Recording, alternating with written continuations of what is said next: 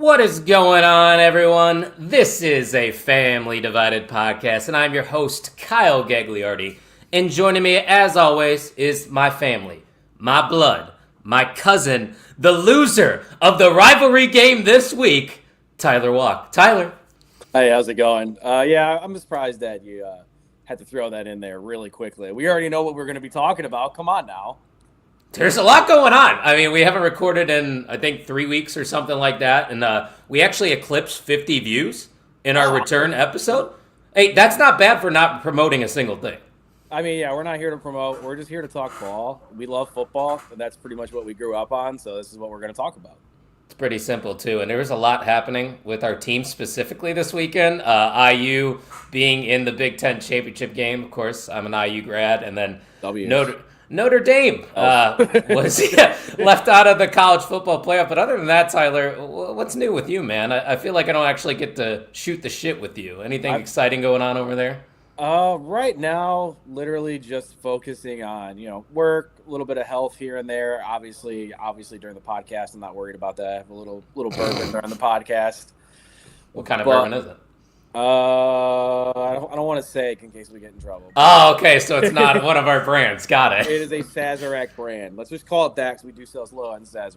Let's leave it like that. For those that don't know, we still do the same job we did a couple years ago. We both sell alcohol. Alcohol's not great right now. Sales aren't through the roof. But sports are great.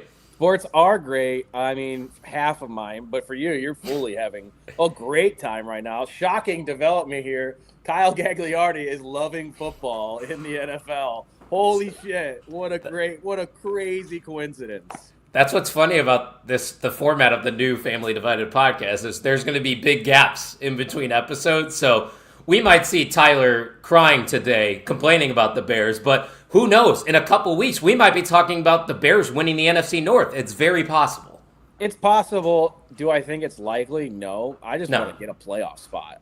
That's all I legitimately want. Just get us into the playoffs, build on that, and go forward. Because they still are, I would say, technically in a rebuild of sorts.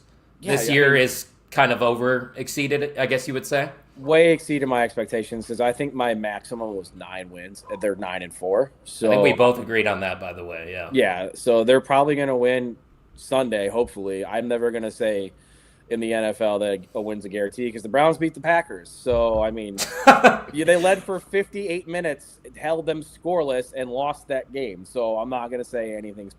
I'm not going to guarantee anything in the NFL. Is this one of the weirder NFL seasons we've had in the past couple years? I think it is. It is because most of your dominant quarterbacks, like your Mahomes and the Eagles hurts. Josh Allen's, Lamar Jackson's, yeah. I mean, Josh is still playing out of his mind, but like Lamar Jackson and obviously, why am I drawing a blank on the other? Oh, Joe Burrow was hurt and the Bengals are out of it. So your 3 of your 4 AFC powerhouses for the last 5 to 6 years are gone, pretty much. Well, look at your top 3 MVP candidates right now. Matthew Stafford, who's in his late 30s. Yeah. Who's still playing outstanding. Drake May, who's had a great year. And Jordan Love now, who is number 3. So these are 3 guys. Yeah, these are 3 quarterbacks we never really talk about in the MVP conversation. Sure, Matthew Stafford has been in that conversation in the past, but that itself just shows you how crazy the NFL season is. Look at the top of the NFL standings, and we will talk about the NFL a little bit later. Maybe we should just save all that. Yeah, we should save it and move on to the top talking point for the last 3 days. Oh, I think I want to talk about this. We'll get this first. Look at this out of the way. Well, yeah, you see the graphic on the screen right now. Indiana, yes, the Indiana Hoosiers, the second worst college team in the history of college football, is now Big Ten champions. There's Santa with his IU gear on. Tyler's an honorary Hoosier now because they're in the playoffs. They defeated Ohio State 13-10. Tyler, this is something we were talking about a little bit before we hit the go live button. It's something I never fathomed being a possibility. You know me. You went to a couple tailgates for IU football games. We didn't go to games. We never went to the football games. We just went to drink. I went to one game with you. Oh, did we go to a game? We did. We were, I think you gave me, it was actually kind of a funny story because I think you gave me someone's student ID card and just said, they don't fucking check anyways because you could go in for free. You could go to IU football games for free when I was a student. That was a decade ago. Now we are talking about them not only winning the Big Ten, getting the number 1 seed in the college football playoff, they go undefeated, and they beat an Ohio State team who a lot of people would probably have said they were the best team going into that game. Still could be, but they got it done. So let's talk first about Fernando Mendoza and the season that he's had, because this is a guy who was a highly touted transfer coming out of Cal this offseason through the portal. Cignetti brings him in. He plays alongside his brother, who's the backup quarterback. And this dude has set every Indiana record imaginable. I'm imagining he's going to win the Heisman. We do know that Mendoza, Sayin, Pavia, and Love will be invited to that Heisman Trophy presentation, but I think it's all wrapped up after this game, Tyler. Yeah, I think so too, especially in when you're looking at Heisman classes before this. Like, a lot of the quarterbacks have definitely had better numbers, but this year they are by far the best three quarterbacks that should be winning for a Heisman. And it's just the way he's changed that offense and the culture. Obviously, Cignetti has a lot to do with it, but yes, coming in and starting from week 1 and building off their playoff performances last year and their season last year and moving it into this year and literally just leading that team. I mean, even after the game, I know it was kind of cringeworthy, when he was. Oh, I didn't think it was cringe. The glory to God! He had the high-pitched voice, but he must have been excited. But I can't get over that. I mean, he's a perfect leader and representation of what IU is right now. He's tough. He gets the job done, and he's making big plays after big play. And he did just enough against Ohio State because that was a defensive slog. Yes. That's for sure. And that's a high-powered Ohio State offense, too, that Indiana pretty much held in check for that entire game. So if they can hang with Ohio State, I think that there just proved enough. And if you weren't a believer with the undefeated record in itself, you're crazy. But I think now the attitude has shifted. And once again, we talked about this, too, a little bit before we hit record. There's no happy to be here anymore. You have to go win a national championship because Mendoza's going to be headed to the NFL. He might be the number 1 pick next year. They're going to lose Elijah Surratt. He's going to the NFL. Aiden Fisher, one of the best linebackers. The list goes on and on. There's so much NFL talent here. Now is the time to do so, Tyler, even though they probably will still get a lot of transfers this offseason. Yeah, I mean, I think Cignetti's going to get his team rebuilt. But again, when you start doing these NIL things, you can't take this for granted because when you have a season like Indiana's having, and you cannot waste the opportunity to win a national title. No, as a Notre Dame fan, I've seen so many losses and big game losses where they just blow it. Last year was different. Last year was fun. Last year was awesome, even during the Ohio State championship game. But when you get these opportunities, you have to actually take it because you don't see this happen often, especially if you're Indiana. And if you're trying to build the next Big Ten powerhouse, you do it now, and then people will start swarming IU. And then you'll have 2 fucking powerhouses in Indiana.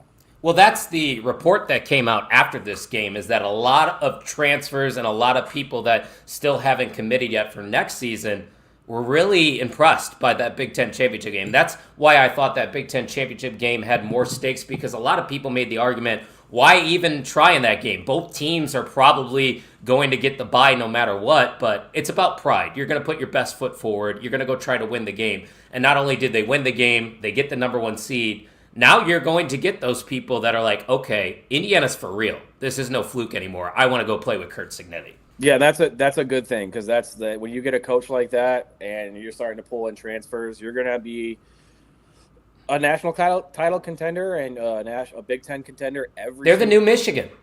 Yeah, I mean, they literally supplanted Michigan, who just had their coach fired today for some. I can't remember what it said in the report, but I know it was a coworker thing. So yeah, let's just say he was cheating. So you could cheat on the football field if you're Michigan, but you can't cheat off the football field. 9-3. Wait, hold on. Michigan cheated again? That's what I'm saying. Shocking development there. It's like their national title was cheated too. So they fired this guy who I don't even know what the truth is. It's all just speculation and rumors right now. I think David said in our group chat that he actually threatened to kill her if she outed their affair. So I think that's enough reason to probably fire a coach, no?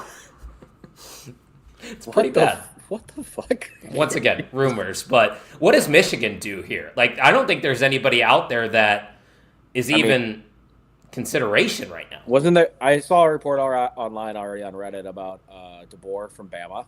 Why would he leave? I mean, at this point, why would you stay?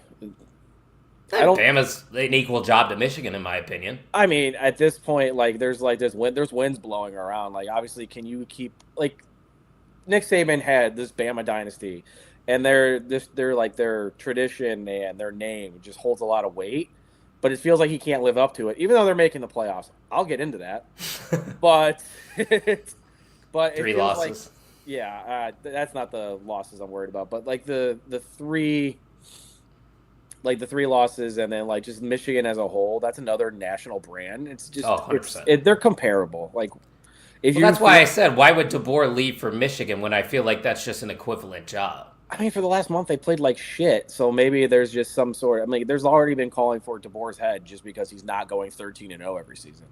I mean, Michigan pulled off getting Dusty May in basketball, so I wouldn't be surprised if Michigan's able to bring in a big name. I don't see Harbaugh ever coming back or anything crazy like that. Yeah, and I don't even bother picking up the phone to call Kurt Signetti. He's not leaving.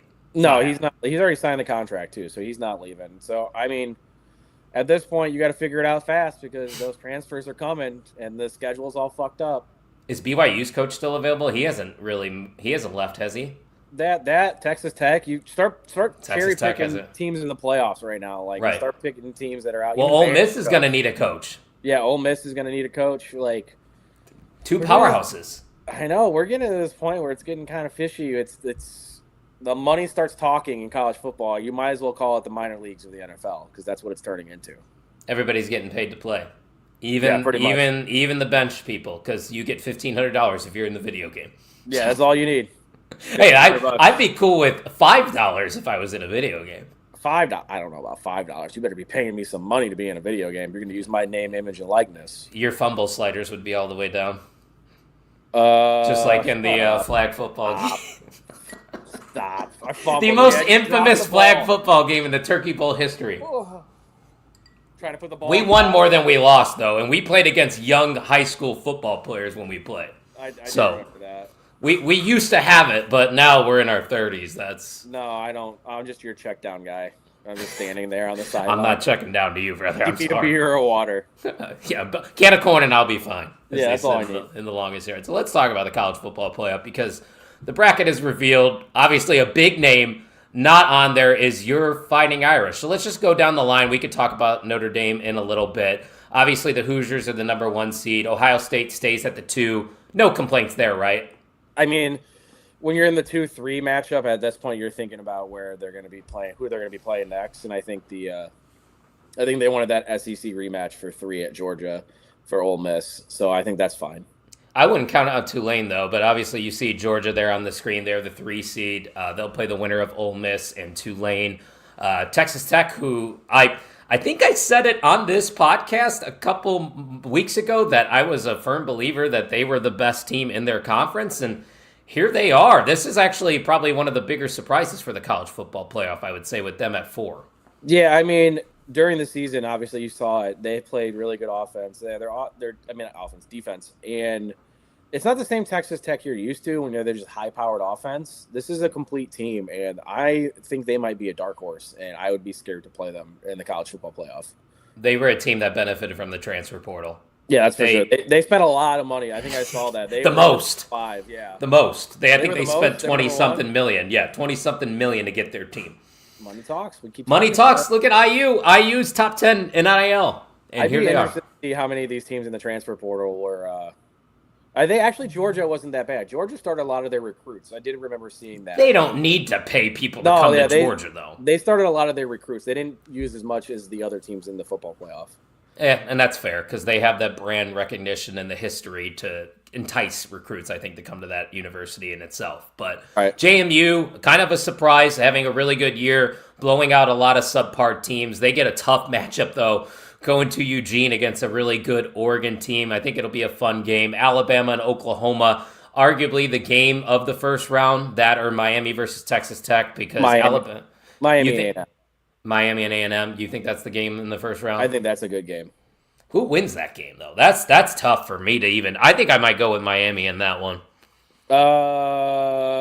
Yeah, I'd take Miami. I actually like Miami this year. I don't like Texas A&M's defense. I think Miami is a more complete team. They've been getting better too as the year goes on. Yeah, I feel they've like. been getting better. And they looked really good against Notre Dame early on. Granted, that was week 1, but Week one. that's the win that got them into the playoff essentially, It is. Tyler. And you know what? I've talked about. You want me to get into it now? I mean, you can. Was Notre Dame snubbed here? Fuck yeah, they were snubbed. Was it for Miami? No. No. It wasn't for Miami. It was for Bama. I mean, the problem was, I agree with everything all of the decisions they made. I think they have the right top 10 in the playoffs. I do not disagree with it. The problem is how they did it. How do you, after 4 fucking weeks, tell me that Notre Dame was better than Miami every single week and Bama, because Bama fell behind them after losing to Oklahoma. And then all of a sudden, they beat a shitty Auburn team and barely escaped. Alabama hasn't looked good in a month. And then they get their doors blown off of them in the SEC title game. And then before the penultimate rankings, you put Bama above Notre Dame because they won by 3 against Auburn. Okay, weird, no big deal. And then I think they knew. I think that the committee already fucking knew where this was going, because they're like, Texas Tech's going to beat BYU again. They're going to kill them, just like they did the first time. And then I put Notre Dame and Miami side by side. A rational fucking person knows if you have 2 teams with the same record, and one of them played the other one and won, you're going to put that team in. That's how tiebreakers work. The problem was, why didn't you do that sooner? Why was there buffer teams between these guys? What was the point? And what was the point of Bama not dropping a spot at all? Honestly, it's kind of like they intentionally fucked Notre Dame. It's like they wanted this to happen. I think they fucked Notre Dame for a reason, because I think conspiracy Tyler coming out here in college football conspiracies. I think because Notre Dame got all that fucking money last year because they got every single dollar they played each game. What is happening? I'm going to keep going. Like and subscribe. I have a white screen. Oh, I have nothing on my end. You're good. Okay, there we go. I had a white screen. I was like, what is going on? But I think the problem was, I think all these conferences wanted them out. And they were close enough to being out where it was determined that you could leave them in. They are one of the best 12 teams in college football. 100%. But too bad, these conferences need their money. And that's what I think it came down to, because the lobbying from the ACC all week on ESPN, on ACC Network, they were replaying the Notre Dame-Miami game. We know Notre Dame lost. It's not a fucking coincidence that they were definitely lobbying for Notre Dame to be out of the playoffs. And this is the conversation everyone's been having. And you know what? They got the call right. Well, why did you do it the way you did it? That it's the principle. It's not the execution. It's why are we even doing these rankings? Fuck these rankings. Just do them at the last moment. It's all just for speculation for people to talk. That's really all it is. There is no reason to even show those rankings before you actually reveal the final bracket. Because let me give you my take. This is somebody that has been a Notre Dame fan his entire life. This is like the first year where I said, I'm putting all my chips in the IU basket. And another reason is because I'm anti-religion. So I'm trying to get away from the Notre Dame fandom. But let me take my unbiased glasses off here. Eye test. Alabama, Notre Dame. You cannot tell me that Alabama is better than Notre Dame if you watch both teams play. I'm being real here. I've seen both teams play. I don't care about strength of schedule here. I'm talking just strictly eye test. You put Alabama versus Notre Dame wins by 2 touchdowns. Easily. Not even close. And Alabama should not be penalized for losing the conference championship game. I don't understand why people are bringing the 3 losses up out of all this. Just because they made the championship game is the reason they have 3 losses. 2 of them are against Georgia, who is a really good team. And they get a rival. Oh, 1. Did they beat Georgia? They beat Georgia. That's I forgot about that. Okay, well, that's why they're in. I'm sorry, Notre Dame doesn't have that win on their resume. They do not. But and that's not their fault. No, it's not their fault. It's the ACC's fault because they keep giving us the shit teams on the schedule. The problem is that they looked like shit for a month, and Notre Dame's looked like amazing for a month. And I thought with these rankings, they were doing the eye test the entire time with Miami and Notre Dame. So why did it not matter with Bama and Notre Dame? I don't know, man. And then I don't agree totally with Notre Dame's decision to opt out of the bowl game. I understand why they're doing it, but I still don't agree with the decision. I disagree. I think the bowl system's a sham anyway, since we had this 12-team playoff and the 14 playoff. No one gave a shit. Money grab. Money grab. They were going to be missing 20 starters. Like, they weren't going to be playing with 20 different people. Like, what's the point? I get it. Young kids doing this. Money. It's making money for the committee, the ESPN. And the sponsorships, whoever has the bowl game, yeah. I mean, it sucks as a fan because I wanted to see him play. I'm fucking over it, dude. Like, I'm even with like the AD going out there and campaigning for this whole thing, like the Notre Dame AD. Dude, shut up. It's over. They let us out. Get over it. We know why. We know why it happened. We know that ESPN and the SEC are in bed together. They were not going to take Bama out. They set that precedent last year when SMU made the college football playoff after losing the conference championship game. Yeah.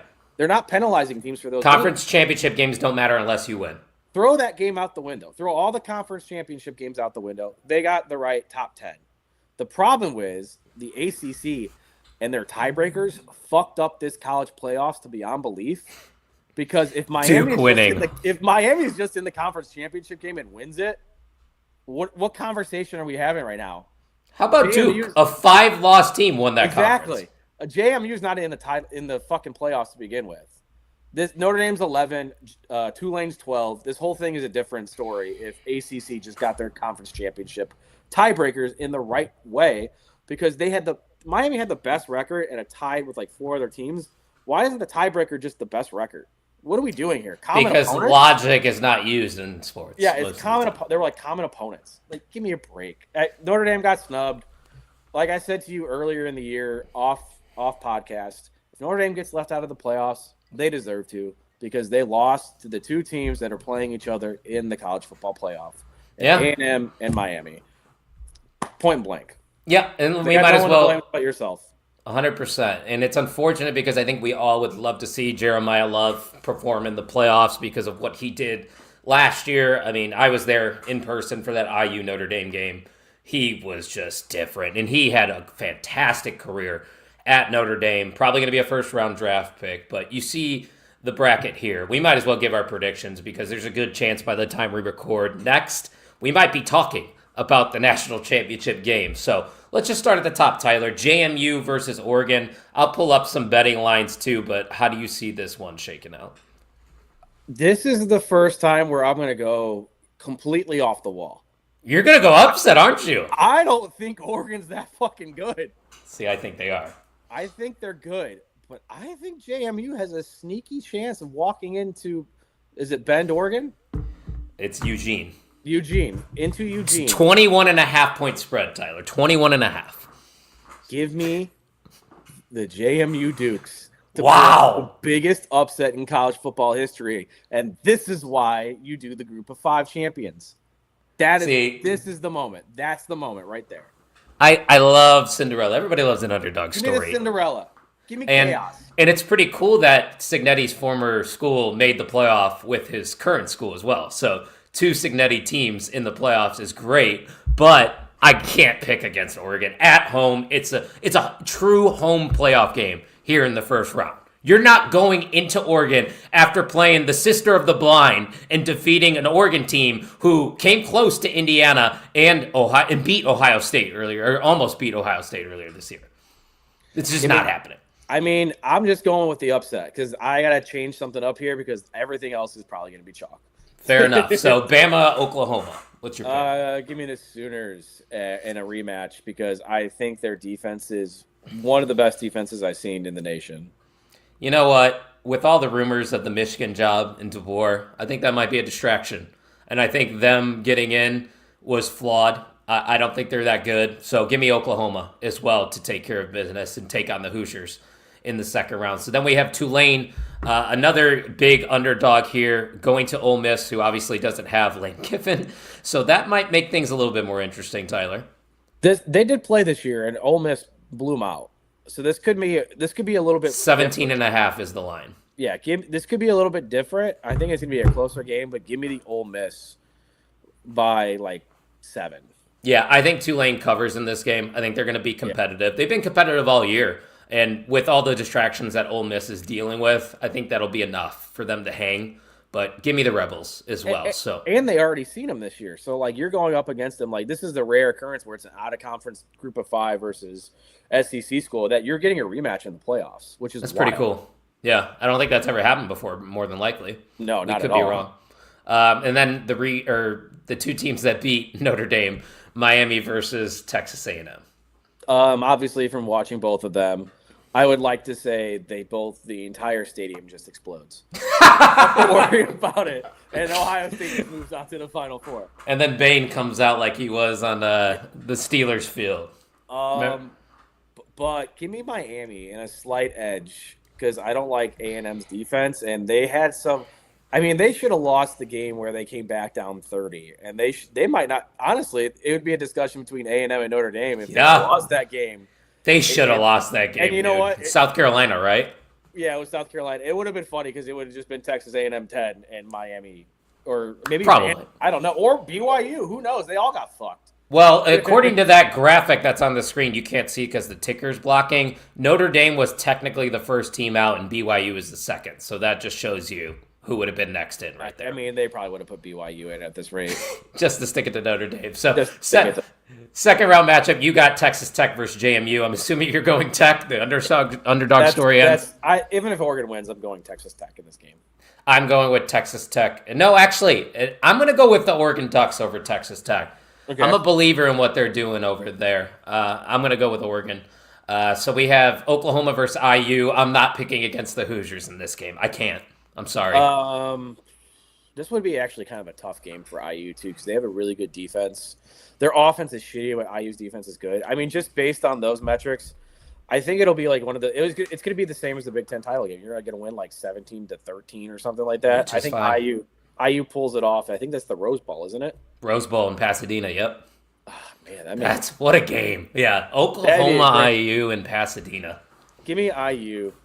I'm with you, and I think everybody will call me a homer, but I mean, I just don't see it. If I'm agreeing with you, I am not an Indiana fan.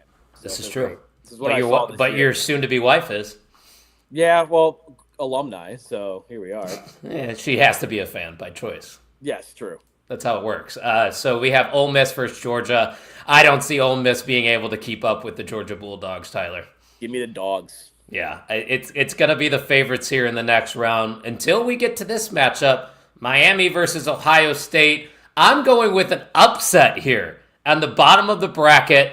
Give me the Hurricanes to advance and defeat the Buckeyes. Because I have to have an upset on my bracket. That's the only reason. Well, I got mine out of the way early. Give me Ohio State over there, Miami.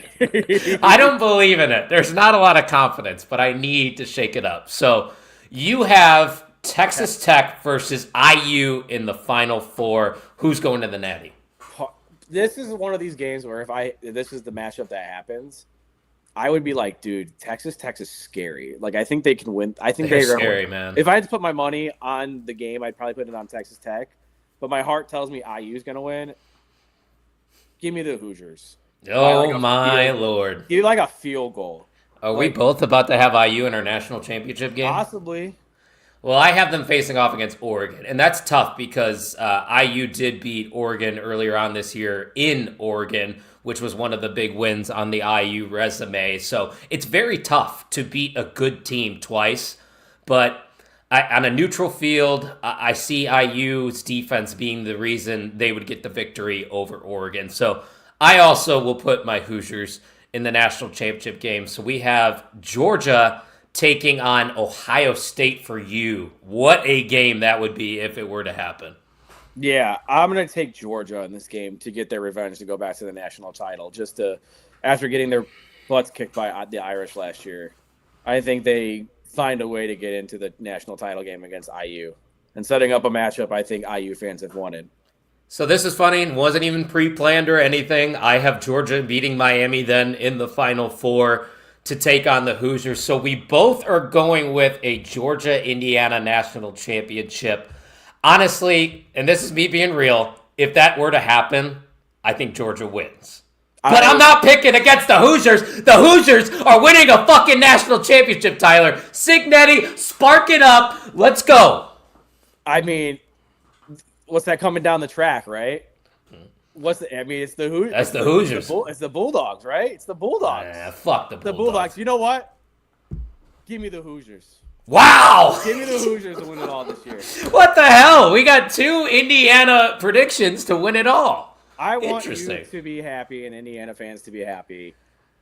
I think that would be a great national title game with the underdog Power 4 school going up against the dominant powerhouse and then pulling the upset.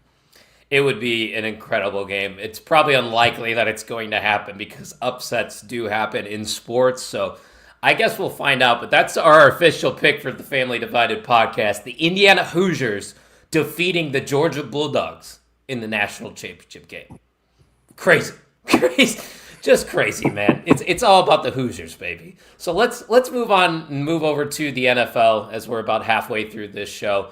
If you guys didn't see on social media, I was at Lambeau Field this weekend for Bears-Packers, the first matchup of the year between our 2 teams. The reason we started this, the reason it's called a Family Divided, is because of this rivalry, Bears-Packers, and this one had a lot of stakes because coming into it, the Bears were in first place. The Packers, all they had to do was get a win and protect home field. And that's what they did. And this was an outstanding game, Tyler. It was absolutely freezing at Lambeau Field. I think it was about 12 degrees towards the end of the game, man. But what an energy it was in Lambeau Field. And I want to say this before you give me your thoughts and talk Bear Down with T-Walk. I want to give the Bears credit because I was a Bears, I wouldn't say doubter, because you know that I even said that the Bears were going to make the playoffs this year. I did say that preseason. I was just surprised once they beat the Eagles. I was like, okay, maybe they are for real. And then they go to Lambeau. They get punched in the mouth. The Packers come out hot. They were in control for most of that game, but the Bears didn't crack. They found ways to get back into that game, and it came down to the final moments. So credit to the Bears, but it's go Pack go for now because you can have those 2 weeks of fun at the top of the division. It's over now, buddy. We're at the top. Get used to it. What do you mean get used to it? It's literally been my whole life. What are you talking about? Just get used to it. Get used to it. Do you know we do see you in 2 weeks, right? I'm worried about that game. I would be because fucking Michael Myers from one of your Packers fans, I keep getting those feeds. Someone compared Caleb Williams to Michael Myers. He's like, you think he's dead? And there he is at the 20-yard line trying to win a game. One of the most inaccurate quarterbacks in the NFL this year, by the way. I mean, I know. I don't even think it matters. It doesn't because he makes the plays that are nearly impossible. Exactly. That throw that he had, was it to Zacchaeus over Nixon on the sideline? Yeah. That was very impressive. Like Caleb Williams' ability to escape the pocket is crazy. Like Micah Parsons, who is one of the best defensive ends in football, couldn't get to him. And he even said, I don't like facing Caleb Williams. I wouldn't blame him. Like, he's one of those quarterbacks that, like, if he fixes some of the layups, my God, that dude is going to run away with a couple of MVPs and possibly a Super Bowl or 2. All right, if he can fix that. That's a big if. If. And, like, you got the right coach. You've already seen it. You know it's going to happen. You know what? Most Bears-Packers losses, I'm just always upset. This time I'm like, we got punched in the mouth, like you said. And we punched back at halftime of that game. Jenny was asking me how it's going. I'm like, dude, they're getting their ass kicked right now. I was very confident at halftime. I'm like, very confident. This is going to be a blowout. Or I said to her, I'm like, the Bears are going to punch them back. And honestly, the way this year has been going, they're probably going to punch them back, and we're going to have a game. And she goes, what's happening? And I go, I was right. They're going to punch them back. They punch back, and they're coming back. And they tied the game. Jordan Love got their touchdown. I mean, thoughts on the play call to end the game? Do you think they should have ran the ball? Yes. Getting 3 to 5 yards a pop. That defense was exhausted. Dude, that's what I was going to say. As somebody that was there, you could visually see the fatigue setting in for the Packers defense. You guys were able to penetrate our run defense and run 5-10 yards. You have Caleb Williams, who is also able to escape and maybe run for the first down. At least try an RPO or something in that spot. Try something different. Yeah, I mean, I think they called the right play and it's the same play that they called against the Eagles. And the Packers were all over it. The problem was Cole Kmet was open first. That wasn't he missed someone. He wasn't his first read either, but he was still open. He just didn't get enough on it. It was too cold. I think that's what the problem was. I think he underthrew that ball because of the weather. Like it affected him as a quarterback trying to throw off body across his body into an end zone where he already did it last week. The problem was this game was like 7 degrees and the safety made a good beeline to the ball. Yeah. I'll tell you what, that Packers defense is for real. I don't think there's any denying. Dude, no, they are for real. No, I know. I never thought they were. Oh, they weren't. Okay, yeah. Gotcha. Yeah, like there's no disputing it now. At the beginning of the year, those first 2 games, we were, as Packer fans, like, okay, we beat the Lions. We beat the Commanders, who at the time were highly touted coming off that NFC Championship game. We're like, this defense held 2 of the high-power offense in the NFL. They had a couple hiccups, but consistently just grinding out wins on defense because they're not like the Bears defense. The Bears defense forces turnovers. They take the ball away. That's not how Green Bay's offense is built. They are going to give you a couple yards of cushion. They're going to let you run the ball down the field, but when it's time to turn it up, they're going to turn it up. And I think that's what makes them different than last year. And obviously, adding Micah Parsons is a huge X factor because that's a guy that gets held on every single play. Yeah, there was definitely some calls where the Packers fans, I definitely knew that.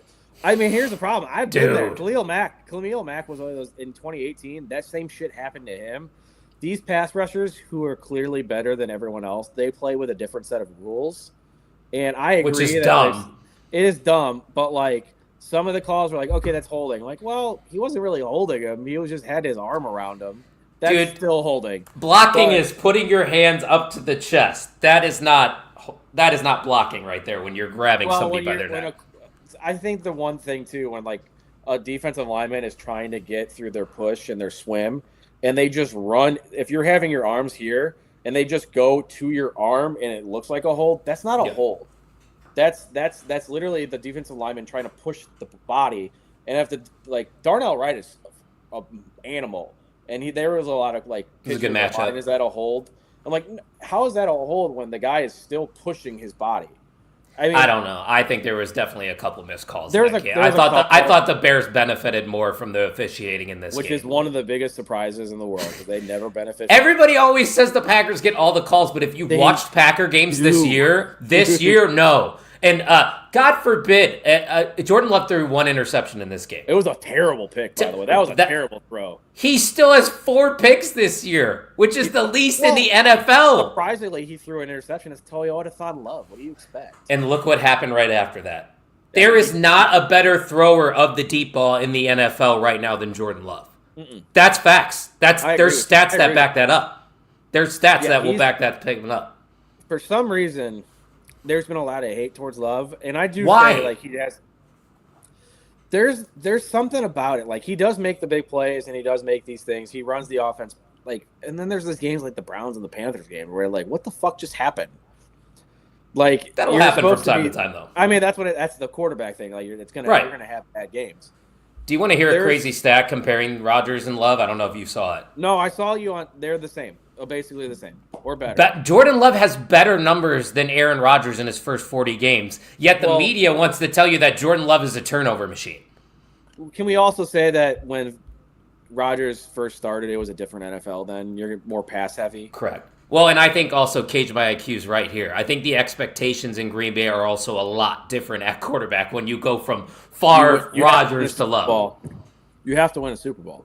This is year 27. Every age 27 quarterback, Brett Favre at 27 won a Super Bowl. Aaron Rodgers at 27 won a Super Bowl. Jordan Love's 27. We're winning the Super Bowl. Is that it's actually a thing, yes. Isn't that weird? Very weird. Yeah, I don't want to talk about it because I don't want to see another Packers Super Bowl. And this is another great point. He is doing it without a star wide receiver. Sure, Christian Watson, who has returned, is playing like a number 1 wide receiver on that team. But if you take Christian Watson and put him on other teams, he's probably the 2 or the 3. Yeah, he's not your like number 1. Another team signed him. He's not. If you have a team with like Puka, he's definitely not your 1. Puka's your 1. That's the Packers offense, though. It's just so many guys that are just good, not great, that you could disperse the ball. And that's why I think Love is so effective. He has plenty of targets to throw the ball to. And when you have a balanced running attack with Josh Jacobs, who I'll even admit it, I was going to say he's not the most fancy runner by any means, but he made big runs in this game when it mattered the most.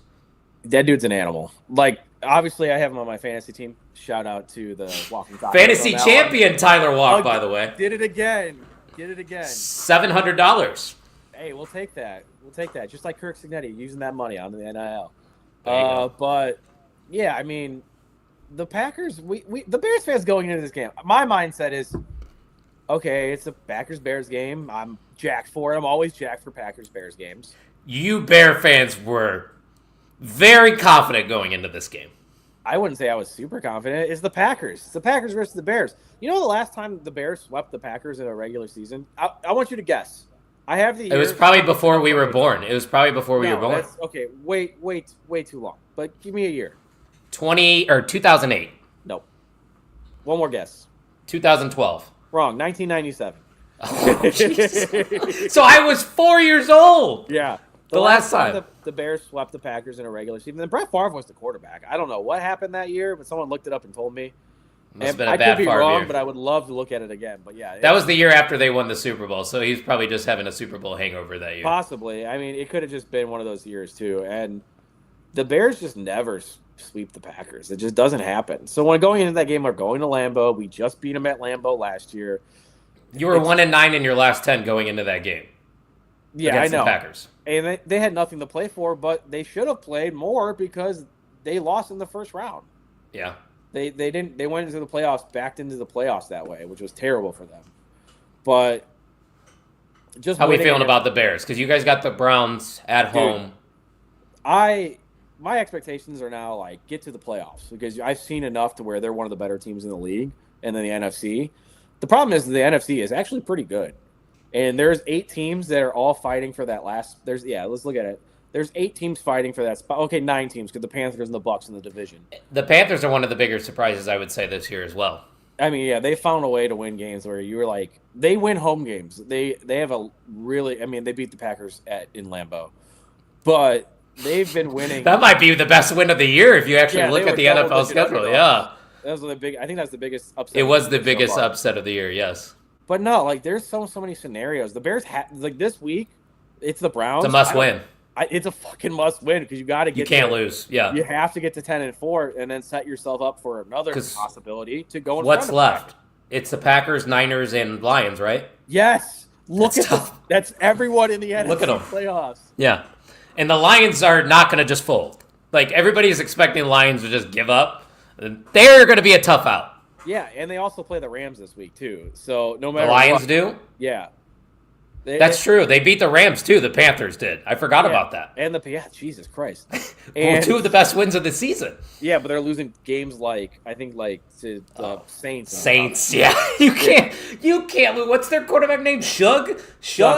Duck, that dude balling out right now. The last 2 games. He's a 26-year-old rookie. The boy almost could get his ARP card. You know what happens when you get those older quarterbacks and they're actually pretty good and they played a lot of football? They actually might do something. Well, look at Jordan.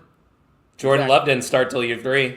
That's what I'm saying. You get him time to develop. That's why when people talk about Caleb Williams, he needs to be more accurate in year 2. Josh Allen did not throw over 60% completion percentage until year 3. Yeah. That's true. And Josh Allen really isn't having that great of a year this year as well. Are you sure about that? He's been fine for me. I mean, fantasy-wise. Fantasy doesn't equate to being good football-wise. I mean, he won me $700. He's having a great season. Yeah. Oh, I forgot Kellen Moore went over to the Saints. Yeah, Kellen Moore. I mean, speaking of that, the Eagles look like a shit show, too. So do the Bucks. So a lot of these teams with their play callers leaving don't look good. It shows how important it is to have a play caller in your offensive coordinator spot or as your head coach, like Ben Johnson. But feeling about the Bears? Yeah, let's hear just the overall consensus of the Bears season. Little nervous. I mean, you put yourself in a must-win next 2 weeks. Period. Point blank. Got to beat the Browns. You have to beat the Packers because then you put yourself in a really good spot to play the 49ers, and you're playing your way in at that point at 12 wins. It's a huge game against the 49ers. You drop a game in the next 3, You now are going to Sunday Night Football with the Bears and Lions playing for a playoff spot. That's your problem. That is your biggest problem. Man. Because the Packers don't have an easy schedule either. You got to No. go to Denver. They're favored. Exactly. How? No one believes in the Broncos. Look at the Vegas money. No one believes in them.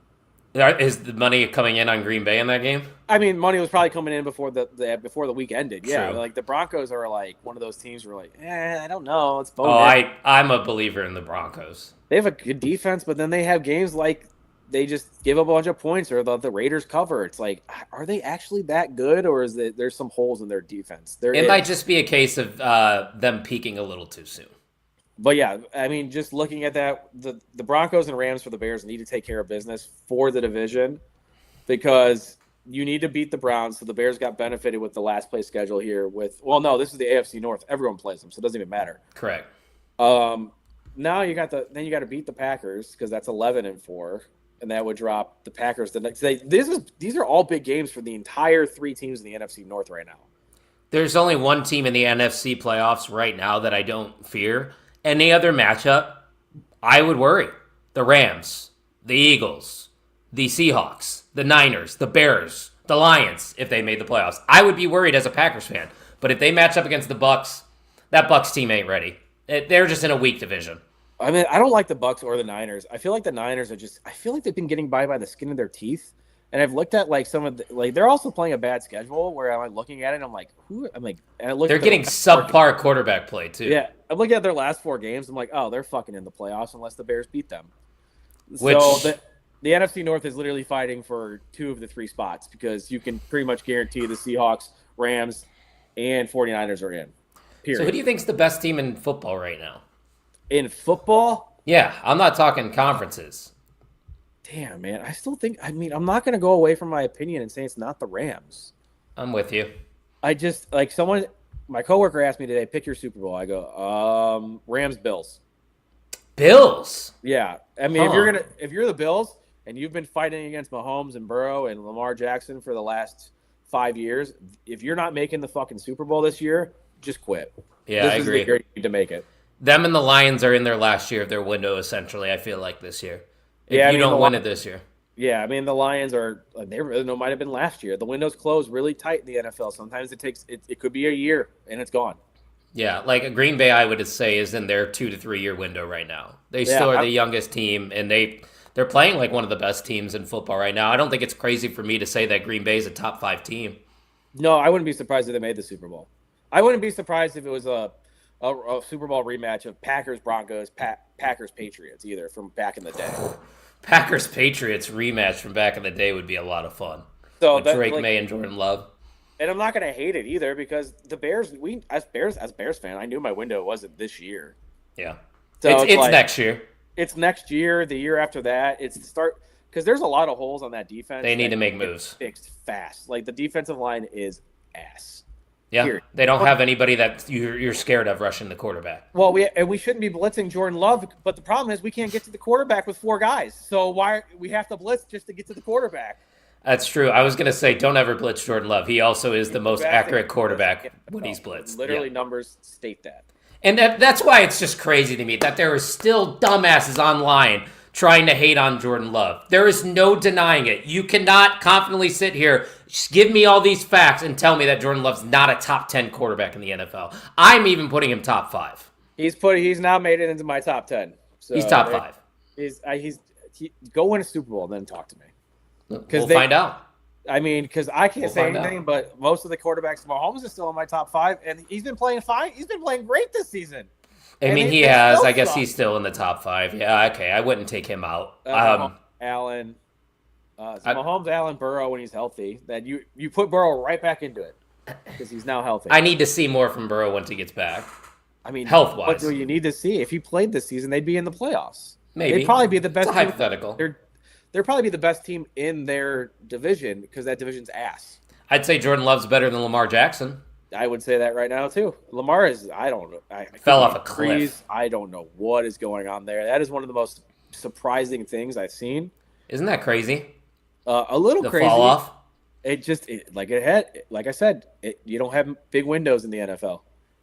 This You is got to true. watch what you have to take advantage of your windows when you have the chance. The Chiefs did. They won 3 Super Bowls. Yeah, I wouldn't be mad if I'm a Chiefs fan. I know they're not going to make the playoffs, but Maybe another not. team that probably won't make the playoffs is the Colts, who now have 44-year-old Phillip Rivers. We were talking about the Colts as the number 1 seed the last time we recorded, and now they have a 44-year-old quarterback. They're gonna go 8-9 and miss the playoffs. The Colts were frauds this whole time, and didn't we call them out? They were frauds. I mean, I don't know if I said the F word, but we probably didn't believe. Yes, I did not believe in them. Not like Joe Hendry. No one believed. You believe in Joe Hendry, yeah? Don't you? I was gonna say you were about to say no one believes in Joe Hendry. You believe? I mean, if Phillip Rivers comes out and wins them a game or two, they're in the playoffs. But I don't think he's. Dude, he got asked a question. Phillip, what are you weighing in at nowadays? He goes, honestly, I don't know. I haven't weighed myself since I came off the field in that last game. He's coaching the Colts offense in high school. That's why they brought him in. Yeah. That's a good reason, because you're like, oh, okay, I'm not doing. Was it Brett Ripien is their practice squad? Ripon or whatever the name is. Yeah. They're like, and they have Riley Leonard. Yeah, he's hurt too. Oh, he's I honestly would start Phillip Rivers over Riley Leonard. Riley Leonard too. Riley Leonard's not an NFL quarterback. No, he was a great college quarterback. Exactly, it was a great college quarterback. He was bigger than all of them.